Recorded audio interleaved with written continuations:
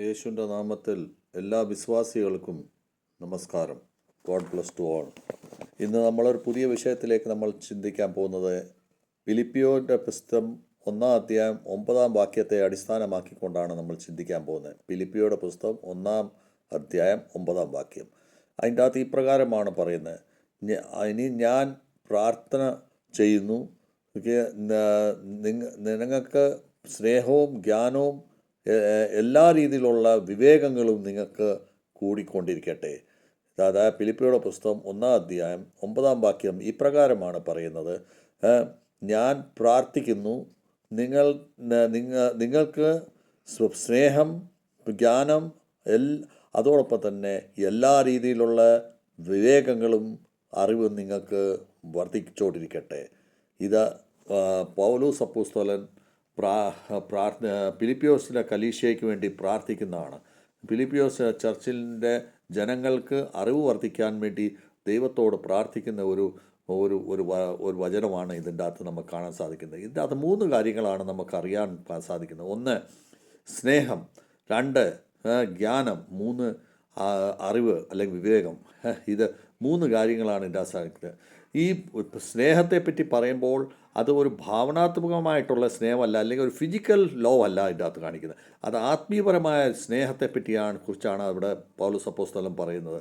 എന്താ വെച്ചാൽ, ആത്മീയപരമായ സ്നേഹം കൂടുമ്പോൾ മാത്രമേ നമുക്ക് യേശുക്രിസ്തു നമുക്ക് വേണ്ടി ത്യാഗം സഹിച്ച് സ്വയം ക്രൂശിൽ ബലിദാനം ആയപ്പോൾ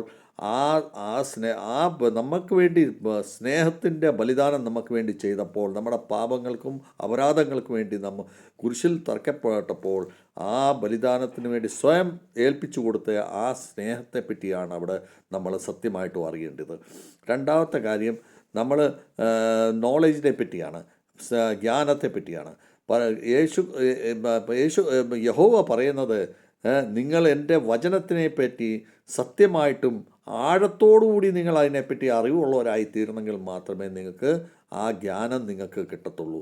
ആ ജ്ഞാനത്തിൽ നിങ്ങൾക്ക് അറിയണമെന്നുണ്ടെങ്കിൽ എൻ്റെ വചനവും എൻ്റെ സത്യമായ എൻ്റെ അറിവിനെ പറ്റി നിങ്ങൾ ഗഹനമായ അധ്യയനം നിങ്ങൾ ചെയ്യണം. 3-ാമത്തെ കാര്യം നമ്മൾ പറയുന്നത് അറിവിനെ പറ്റി, വിവേകത്തിനെ പറ്റിയാണ്. അതായത് ഡിസ്ക്രിമിനേറ്റ് ആൻഡ് ഇൻസൈറ്റ്നെസ്, അതിനെ പറ്റിയാണ് പറയുന്നത്.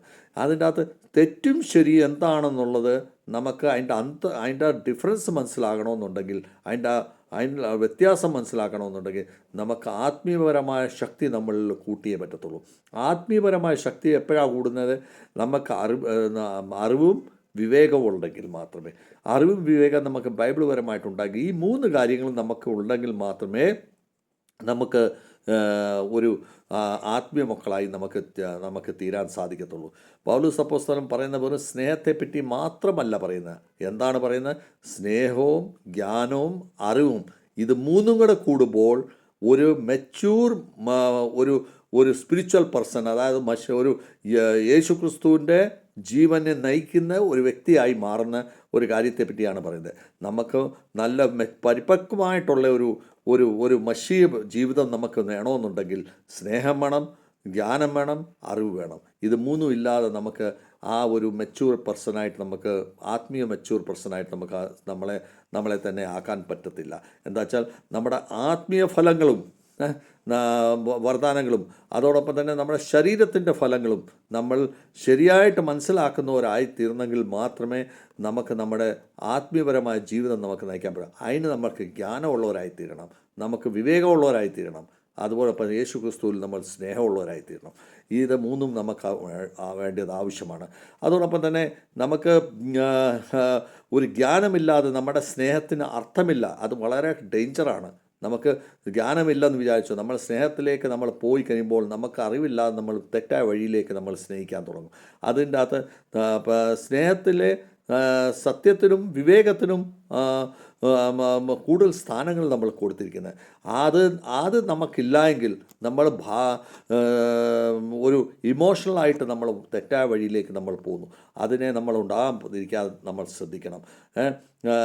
തെറ്റായ കാര്യങ്ങൾ നമ്മൾ സ്നേഹത്തിനെ വ്യാഖ്യാനിച്ച് കഴിയുമ്പോൾ നമ്മൾ തെറ്റായ രീതിയിൽ നമ്മൾ അതിനെ സ്വീകരിക്കുകയും അതിൻ്റെ അറിവില്ലാതെ വരുമ്പോൾ നമ്മൾ ഒരു ദൃഢമായ ഒരു തീരുമാനം നമ്മൾ എടുക്കുകയും ആ ദൃഢമായ തീരുമാനം നമ്മൾ എടുക്കുമ്പോൾ അത് നമ്മുടെ ജീവിതത്തിനെ ഒരു പൊങ്ങച്ചമുള്ളവരും അല്ലെങ്കിൽ ഒരു സ്വന്തം ഇഷ്ടത്തിൽ ചിന്തിക്കുന്ന വ്യക്തിയും അല്ലെങ്കിൽ ഒരു നിർദ്ദയിയായിട്ടുള്ള വ്യക്തിയും ദയയില്ലാത്ത ഒരു വ്യക്തിയായി മാറുന്ന ഒരവസ്ഥയാണ്.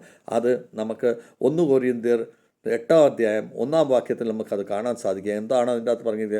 മൂർത്തിപൂജകളായിട്ടുള്ള നമ്മൾ വസ്തുക്കളിൽ നിന്ന് ബലിയർപ്പിക്കപ്പെടുന്ന സാധനങ്ങളും നമ്മൾ ഭക്ഷിക്കാൻ പാടില്ല.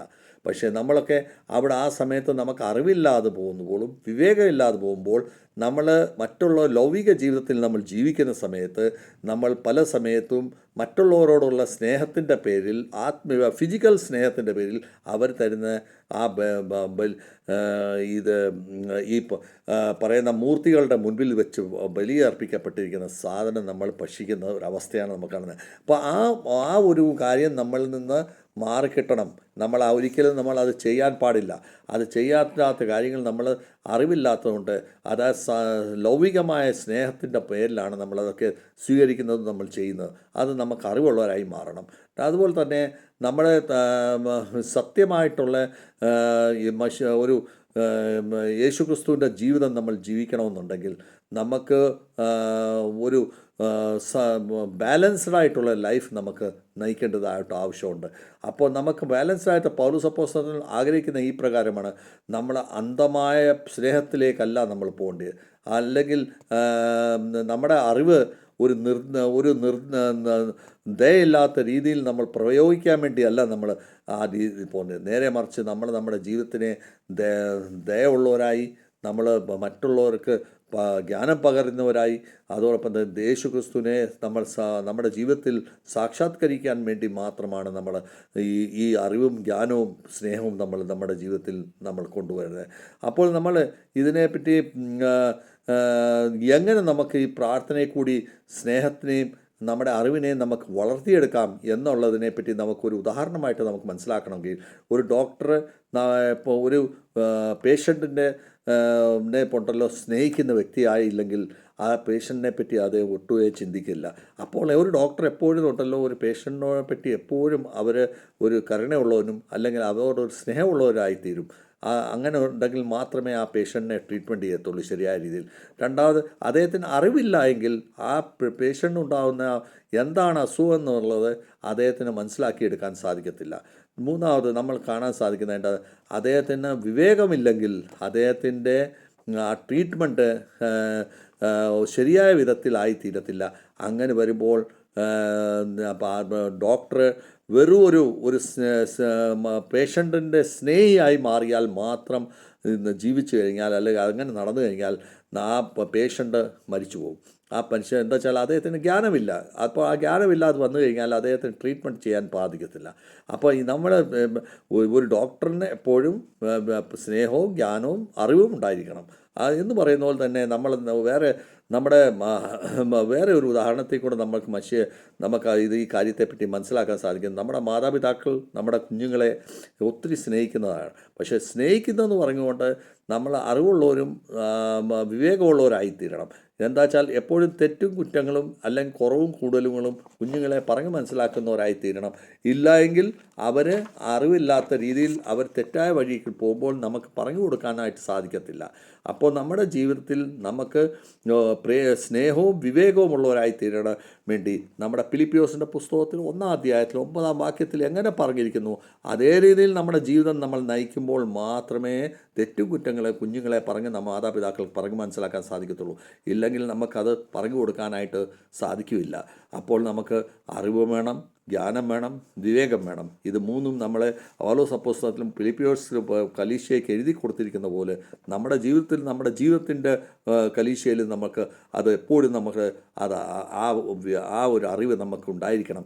ഇല്ലെങ്കിൽ നമ്മുടെ വ്യക്തിപരമായ ജീവിതത്തിലും വ്യക്തിപരമായ കലീശയിലും അത് പ്രയോജനപ്പെടത്തില്ല. നേരെ മറിച്ച് ലൗകികമായ രീതിയിൽ പോയി അന്ധകാരത്തിൽ പോയി നമ്മൾ നശീകരണത്തിലേക്ക് പോകത്തുള്ളൂ. ഇതിനെ സംബന്ധിച്ച് നമുക്ക് മനസ്സിലാക്കാൻ സാധിക്കുന്ന അതായത് നമ്മൾ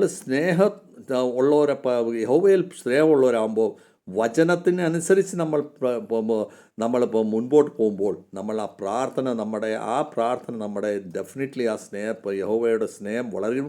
ആ വചനപ്രകാരം നമ്മുടെ പ്രാർത്ഥന യഹോവ കേൾക്കുകയും ചെയ്യും. അല്ലാത്ത ഒരു പ്രാർത്ഥന യഹോവ കേൾക്കില്ല. അപ്പോൾ അതുകൊണ്ട് നമുക്ക് സ്നേഹത്തിൻ്റെ അടിസ്ഥാനത്തിൽ യഹോവയോട് പ്രാർത്ഥിക്കുമ്പോൾ നമ്മൾ വചനത്തിനനുസരിച്ച് നമ്മൾ ബുദ്ധിയുള്ളവരായി പ്രാർത്ഥിക്കണം. അതോടൊപ്പം തന്നെ നമ്മൾ യഹോവയോട് പ്രാർത്ഥിക്കുമ്പോൾ നമുക്ക് ആത്മീയ വിവേകം വേണം എന്നാണ് നമ്മൾ പ്രാർത്ഥിക്കേണ്ടത്. ആത്മീയ വിവേകം നമുക്ക് വേണം. അതോടൊപ്പം തന്നെ നമ്മുടെ സ്നേഹം സത്യത്തിന് അടിസ്ഥാനത്തിലായി തീരണം എന്നുള്ളതും കൂടെ നമുക്കത് പഠിക്കേണ്ടതായിട്ടുണ്ട്. അപ്പോൾ നമ്മൾ ഇതിൻ്റെ അകത്ത് നമുക്കിത് മനസ്സിലാക്കാൻ സാധിക്കുന്നത്